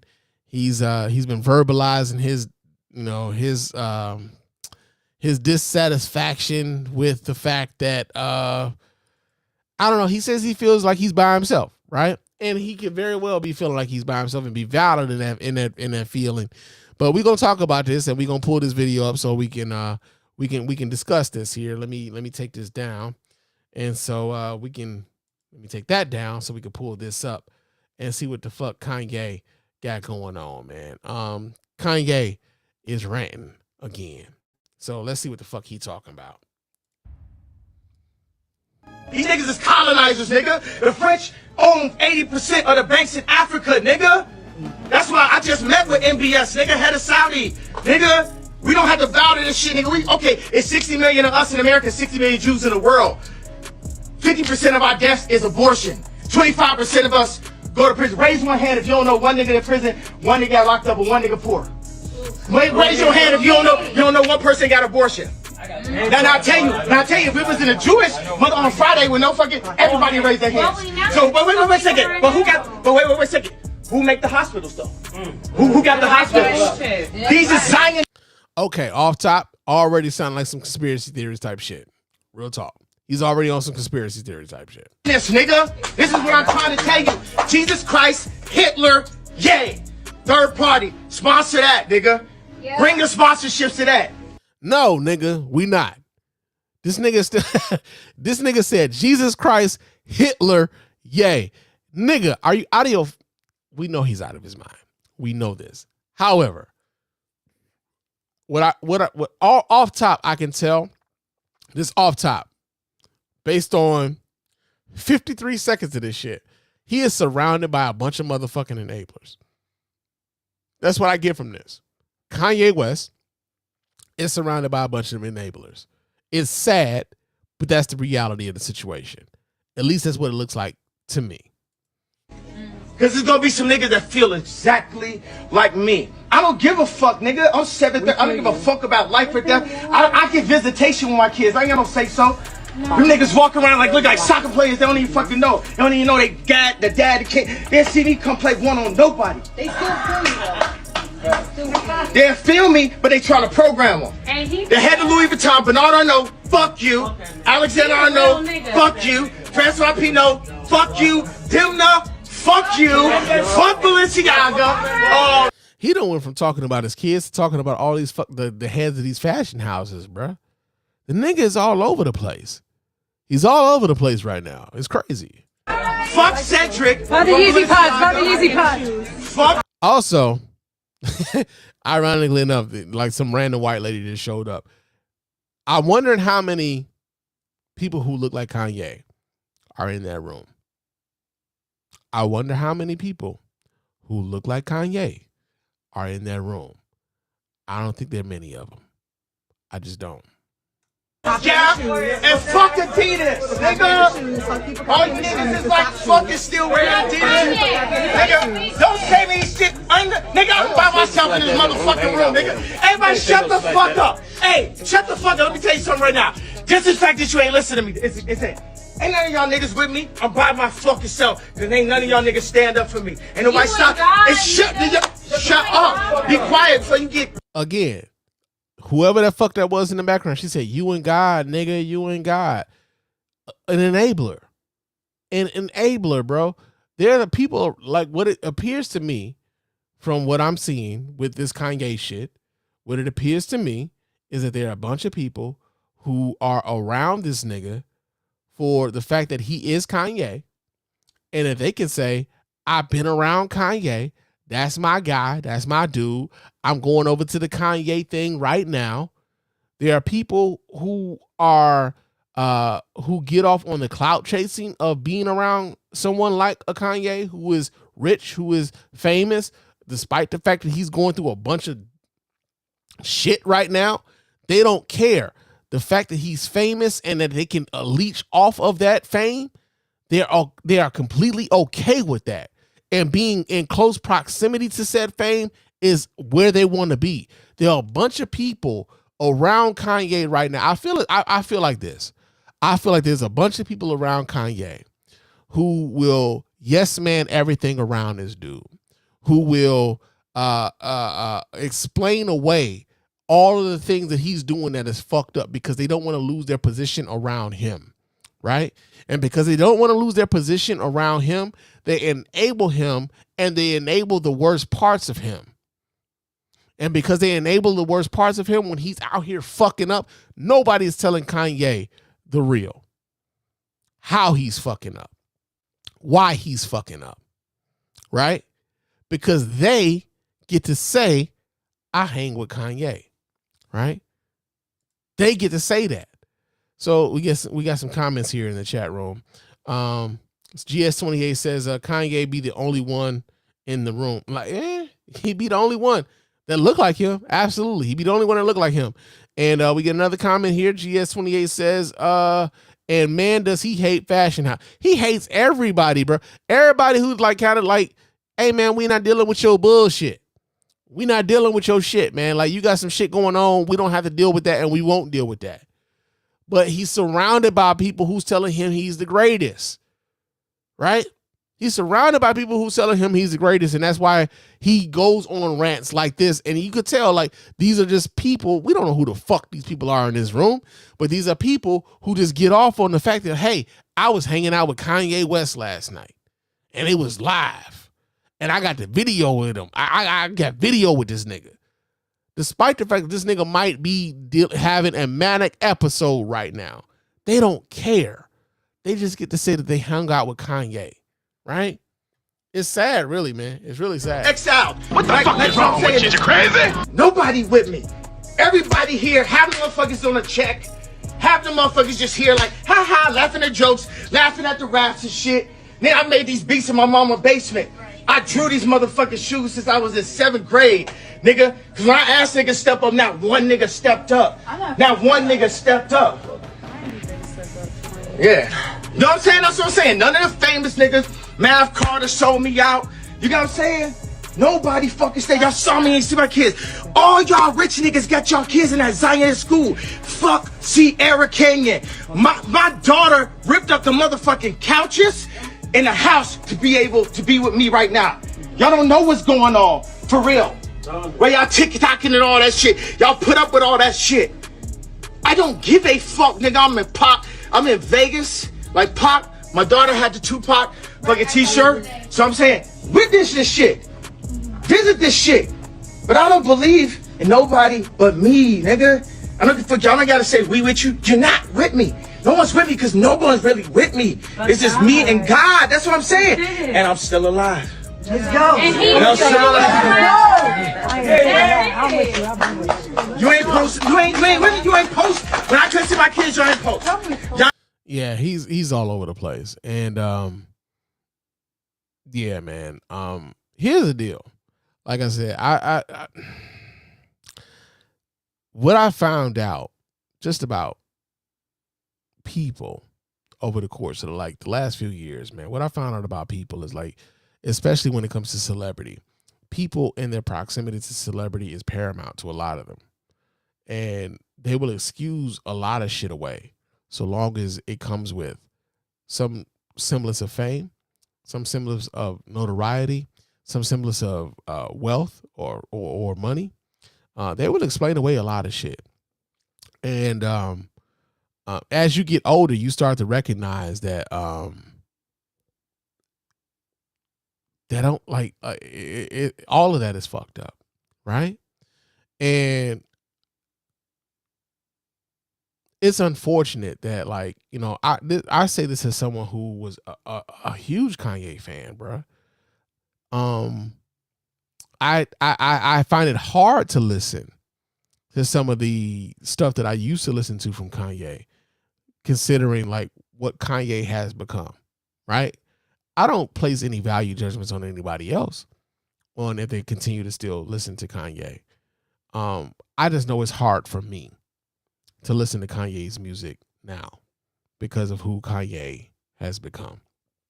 And it's just sad that like to see him in this current state where he appears to me to be surrounded by a bunch of people who don't care about him, who only see him as a vehicle for them to have some proximity to some level of fame. And, you know, in some weird way, he sort of recognizes it, but he still finds himself surrounded by these people and the people who would be critical of the things that are going on with him, the things who would be critical of the things that he says and challenge him on the things that he's been kind of propagating and promoting. Those people aren't around. Those people aren't around. And so it's just another sad example of what Kanye West has become to me. You know, like I said, he was all over the place, from like talking about his kids to talking about the fashion houses to talking about whether or not these celebrities were standing with him when he couldn't see his kids and all these other things, man. Hey, to be honest with you, a lot of those things are not our business, man. They just aren't. They just aren't our fucking business. And if he was serious about those things, then maybe he would take the steps towards, you know, trying to foster the relationship to allow those things with not only his kids, but with the children's mom to happen. Right? But if you're surrounded by people who are telling you you're right all the time simply because you're Kanye West and you make great music, you're not going to hear that. You're not going to hear that. So, yeah, man, it's just it's unfortunately going to the Christmas holiday. Excuse me, it's sad to see Kanye West in this state still, yet again. As someone who's from Chicago, who knows that Chicago people love Kanye West in much the same way that Chicago people love R. Kelly. You just hate to see it. Excuse me. You hate to see it. So yeah, you got that going on. So yeah, I'm almost about to get up out of here, right? I'm about to get up out of here shortly. But before I do, I want to talk to you guys for a second.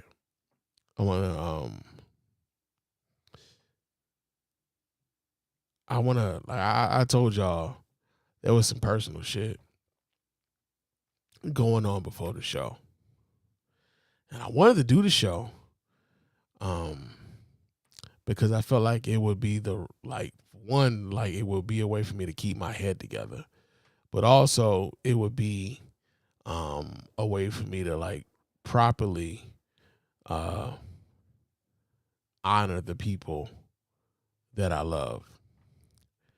And about an hour before I went on, about an hour before I got on the mic, I found out that I lost my Aunt Rose today to cancer. And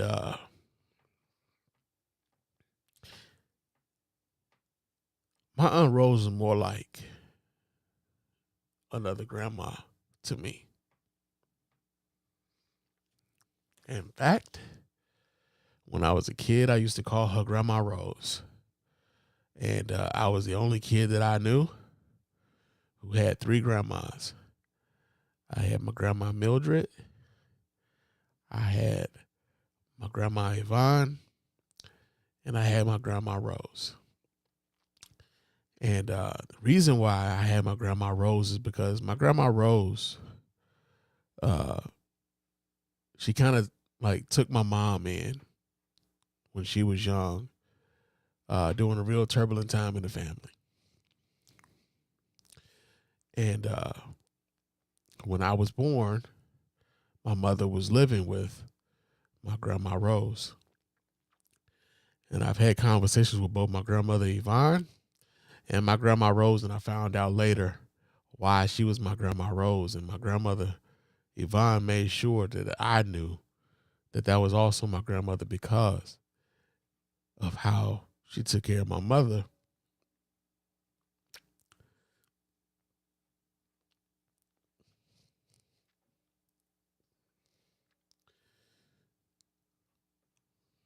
When she was young.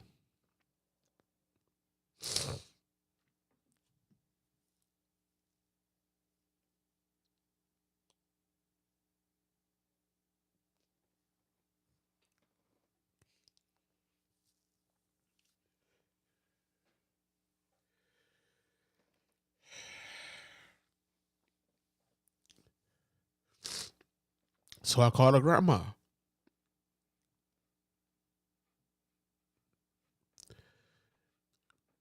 And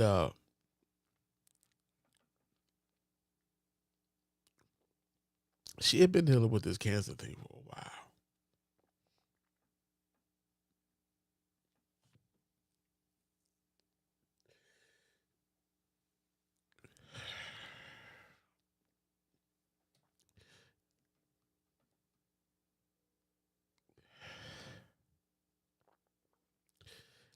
And I have been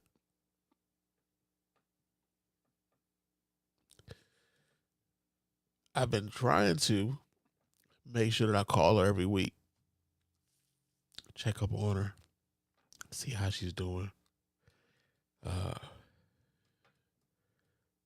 Just let her know, like, what she meant to me.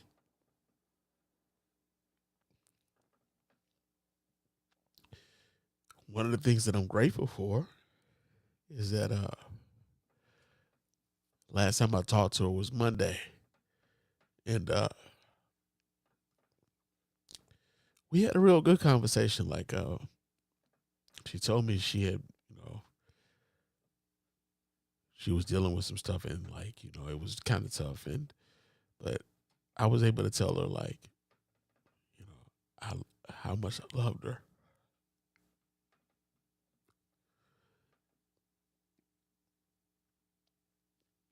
And I'm grateful for that I was able to tell her. I was supposed to call her today.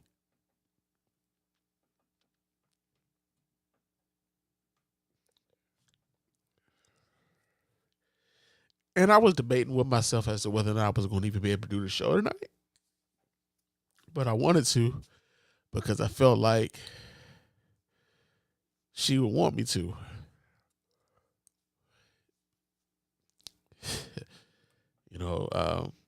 My grandma Rose is the reason why. My grandma Rose is the reason why I am Johnny Taylor's grandson. Because she would take my mom to those blues shows back in the day. And that's how my mother met my father.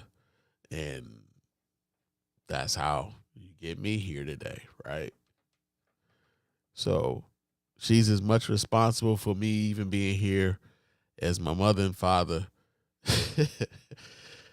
because she was a really big Johnny Taylor fan, and she always made sure to take my mother to those shows. And, there's that. But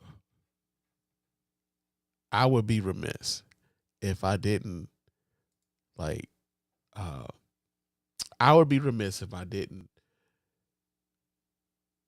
show her the proper love and respect here at Mrs. Spann Official, because like I said, again, she's the reason why I'm here. I want to show you guys a picture of her. I don't know. Can I, let me see if I can maximize that. So what you guys are looking at right now is a picture of my grandmother Yvonne here, who I lost in 2020. This is my grandmother's sister, my Aunt Glenda, who we lost last year. And then this is my grandma Rose here in the middle. This picture was taken at my wedding reception. I'm I'm grateful that they had the opportunity to see me get married. I'm grateful that I've had the opportunity to try to make each and every last one of these women in this picture proud.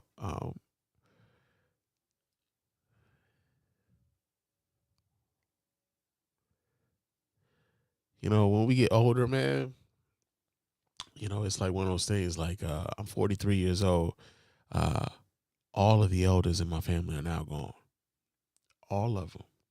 All of my grandparents, my parents. I mean, shit, even some of the people who are, you know, my uncles and my aunts, I like, to some degree, I feel like we kind of contemporaries in some ways. But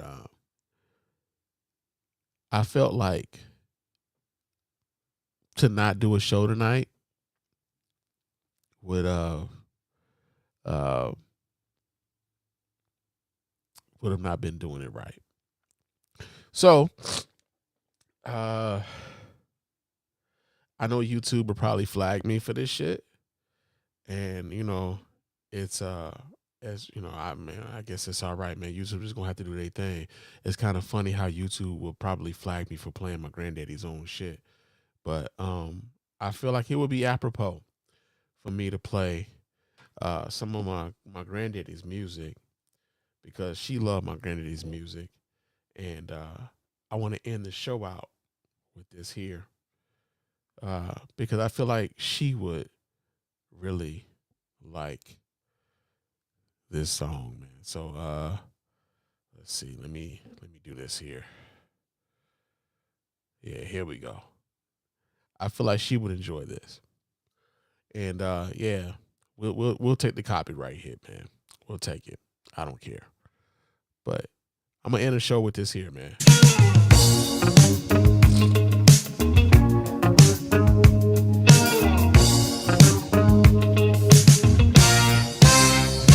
People got money, still got problems. Go to the psychiatrist, try to solve them.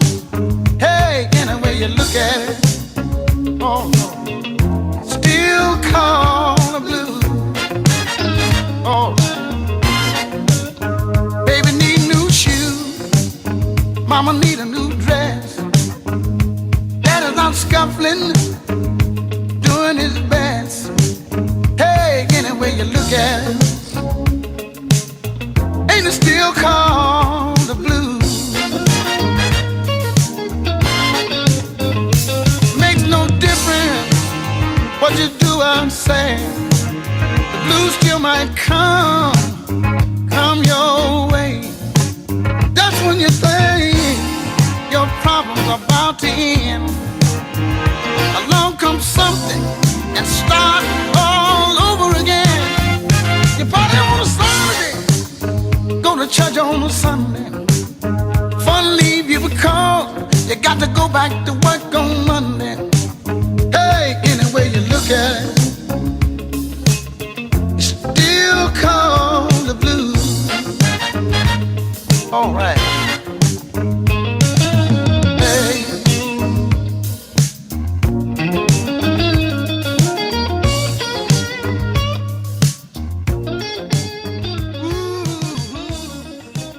All right, y'all.